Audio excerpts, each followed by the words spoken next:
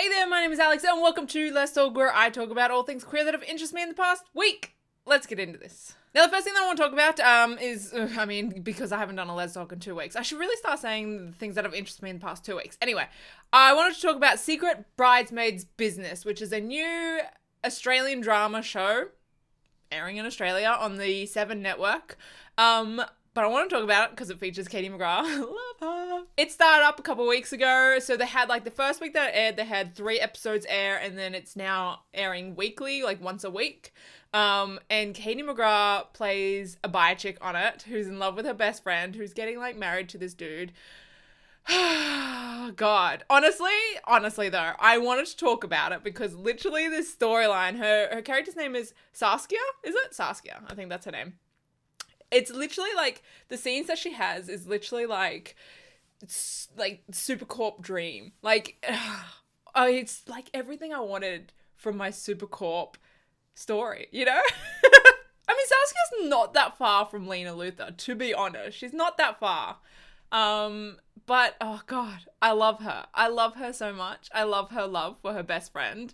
It's a good watch. I mean, it's a typical Australian drama. It's nothing special, to be honest. But even just watching it for Katie McGrath,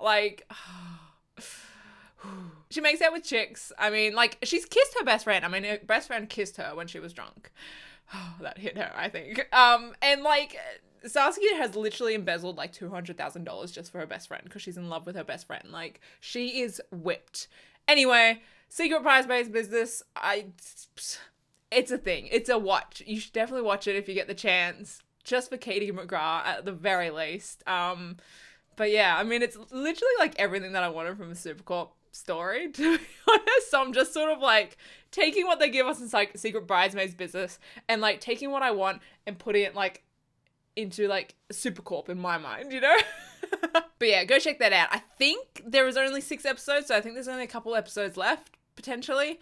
But yeah, so that's a thing. The next thing that I want to talk about is Hockey Girls, or The Hockey Girls, I think it's called, on Netflix. It's a Netflix series. It is, it's a Spanish Netflix series, so it is in Spanish. But like a lot of Netflix stuff, especially their Netflix original stuff, it's dubbed, so you can watch it in English. Obviously, the words aren't going to match up with their talking, but you know, I mean, or you could just have subtitles. Either way, it's on Netflix. You can watch it. It's good. Honestly, it's so queer. It's so good. Just do yourself a favor and start it. So it's based around this hockey team, but it's it's not ice hockey and it's not field hockey. It's hockey on roller skates. I didn't actually know this was a thing. I had no idea this was a thing. Who knew? It's like derby to me. I sort of see a lot of it as derby, because I love derby, but then they just incorporate hockey into it because it's those derby skates, the 4 wheels. Anyway, it's about this team. They're, trying to save their team, so they're trying to make their way up into the ladder and just be a good team and represent their school and just represent girl power and all that good stuff. But the cast members, there's a lot of queer characters in the show. It's so good. I do highly recommend it. It's a good watch. There are some characters that annoyed me. I think, what's her name? It's is it Emma? Emma was one of the characters that annoyed the hell out of me for so long. But then some other characters I really, really love. It's just it touches on a lot of really important subjects as well. It's just a really, really good show. It's just a genuinely good watch. In regards to the shipping, one of the main characters, I think her name is it Lorna?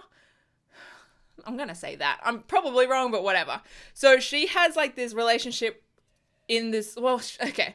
As backstory, I guess she isn't really a monogamous person. I don't know if she identifies as poly, but she's not monogamous, is, how she sort of explains herself. But she enters into a relationship with this character, Gina. And Gina is monogamous. There's this whole situation between, they have these two, this back and forth, to and from, they're on, they're off kind of thing, because Lorna is she's kind of a free spirit, and Gina is in love with her, but doesn't want to lock her down to begin with, but is, then I actually, really want this, just us. Anyway, so it's a whole thing. They're cute, but I'm not gonna lie. Like, since the start of the series, I fully shipped Lorna with Floor. That's her name, Floor. Look, I'm just gonna put it out there. Floor's a redhead.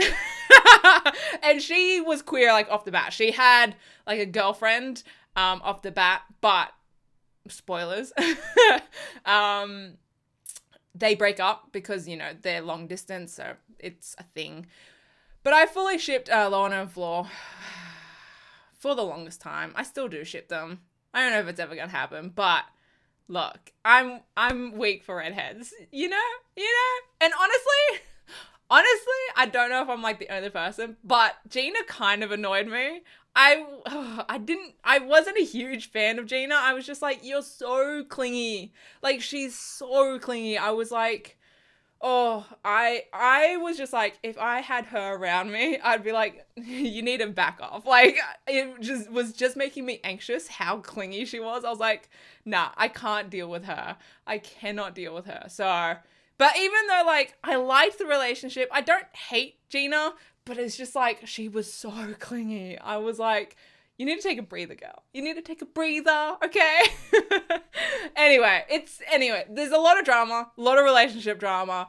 It's a good watch, though. There's a lot of shipping potential. Honestly, I kind of low-key ship.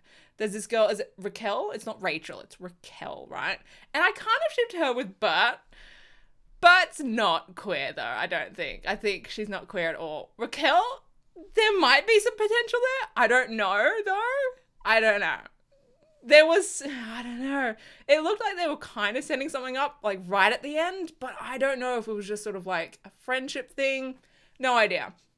But, you know, there's a lot of shipping potential there. But anyway, go watch Hockey Girls. It's on Netflix the full season.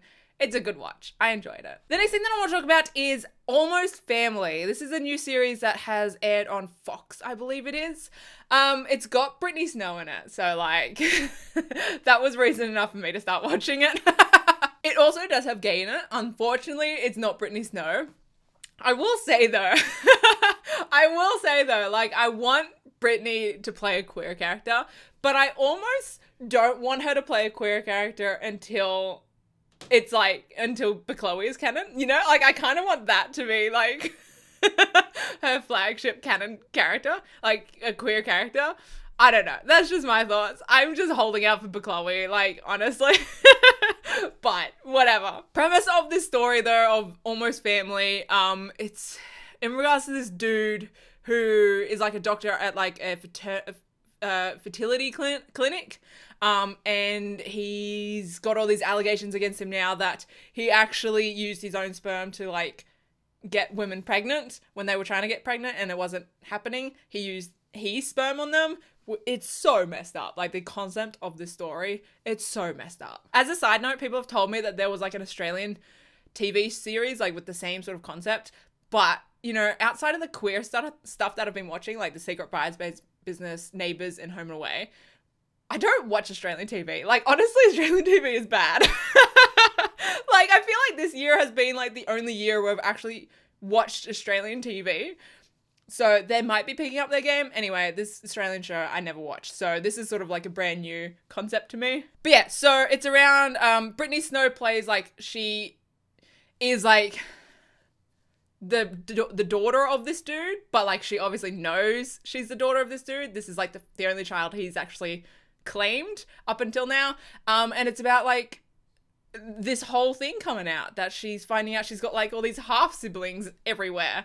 And two of them in particular sort of join her closely, and it's, I guess, following their storylines and how they're connecting and their relationship and just this whole situation. One of them is queer. Honestly, I don't know the names of any of the sisters. I only know Brittany Snow is in it. I don't even know her character's name, to be honest.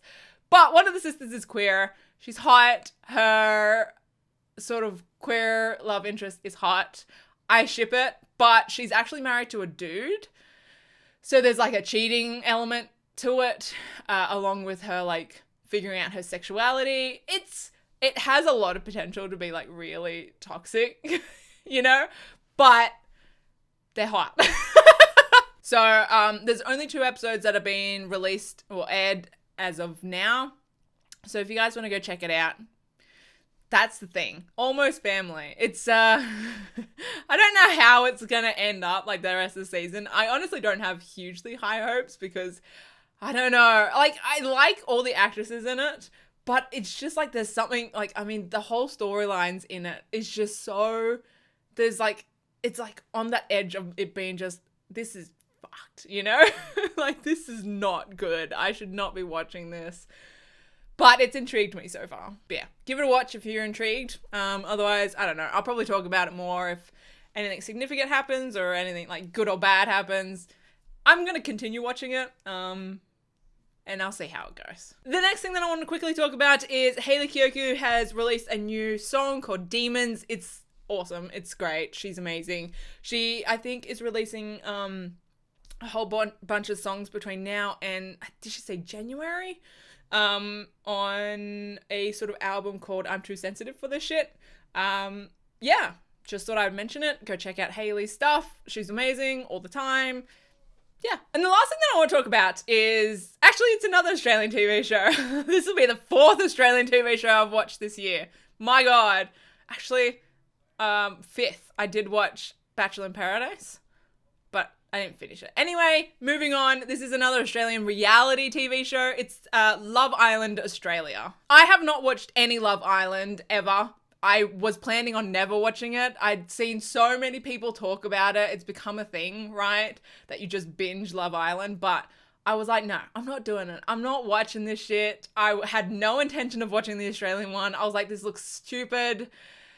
But then there's some queer in it and I was like, okay, I have to watch it now. So I fully, like, it started this week and they've got like an episode each day. So there's 5 episodes out and they're like an hour long episode. Like it's a long watch. So I binged all 5 episodes yesterday. Like I watched 5 hours of Love Island yesterday just for this. Like it was literally 2 minutes of this queer couple. Like 2 minutes. I watched 5 hours of this ridiculous show for 2 minutes of queerness. If that doesn't like sum up my life, then what does? But I have to say, like this 5th episode was like when it started. This queerness is happening around these 2 contestants, Phoebe and Cassie. So Phoebe is a new Islander. Cassie was like an original. Phoebe comes in like episode 4, I think it was, or right at the end of episode 3, but yeah, episode 4, right? And like we follow her and like she's not really connecting with any of the guys. And one of the other newbie contestants is like, who have you got your eyes on? And she's like, honestly, Cassie. And I was like, honestly, I love you. So Phoebe has mentioned that she has never been in a relationship with a woman before. She's had, she's had experiences with women, but hasn't been in a relationship with a woman before. And we also find out that Cassie is like in the same situation. She's never had a relationship with a woman. She's had experiences, but never been in a relationship. She never even thought she would be in a relationship. But Phoebe and Cassie get to talking, and Phoebe honestly is just like straight up, honestly, I'm kind of into you. I think you're like super attractive, but they're just, I love, like, they're just so innocent, these 2, and I love them so much. Like, they're just so considerate of each other's feelings. They're like, I don't know, I don't want you to think that, this is me just playing a game to stay in the game, or, like, I don't want to put pressure on you, blah, blah, blah. And then they're just, like, so nervous around each other, and I love them. So, like, Cassie, like, to begin with was like, oh, yeah, no, it's not really been something that I've ever really thought about, but, like, Phoebe is really attractive to me, so I don't know. And then they have like this game that they play where they end up making out, the 2, and it's hot. And after that, like Cassie is freaking out. She's freaking out because people keep asking about it, and she's like, I don't know what to say because I am really attracted to Phoebe. But I don't want to put pressure on Phoebe in case she's really not into it. Like she's just sort of like attracted but not into like exploring anything. So they literally have like this heart to heart, Cassie and Phoebe, like essentially just saying that to each other, being like, I'm really attracted to you, but I don't want to like put pressure on you. I'm just don't know what to do in this situation. It's never really been a situation I've been in before. And they're both so freaking nervous. It's just the sweetest thing I've ever seen, honestly. I will have a link to this clip in the description below. It's on YouTube. It's adorable. So that literally happened at like the end of episode 5. So next week, I'm obviously going to watch Love Island to see what happens with these two. Honestly, I don't have high hopes. I don't think it's going to be endgame, but I'm going to watch it while it's there, you know? So yeah, that's Love Island. I'm watching it now, apparently. Definitely recommend you guys go check out that clip that I'll have linked in the description. I will be watching it this week, and I'll let you guys know what I think or what happens in my next Lez Talk, I think. But yeah, that's that's Love Island. But I think that's about it from me today. I hope you guys like this video. I want to give a big shout out to my Patreon sponsors. We're Marissa, Corey, and Kathy. You guys are incredible and help me do what I do. I will see you guys in my next video. Okay, bye.